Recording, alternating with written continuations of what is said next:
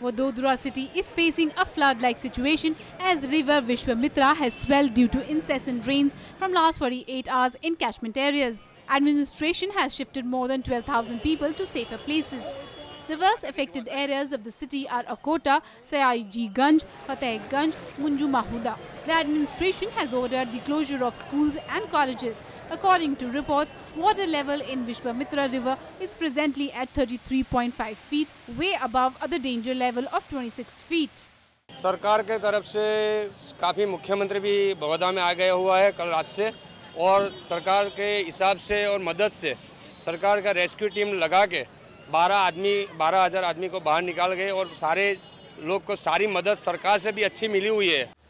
The catchment areas of the river and the Ajwa dam on it received incessant rains on Tuesday, due to which water was released in the river, creating a flood-like situation in the city.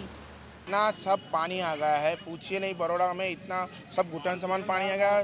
निचले तक के वो लोग को भी बहुत हैरान गति होती, आने जाने में भी बहुत दिक्कत हो रही है। और आने जाने में हॉस्पिटल में जाने के लिए बस सारी बंद है, आने जाने में भी बहुत दिक्कत हो रही कि 2005 के बाद ये इतना सारा पानी आया।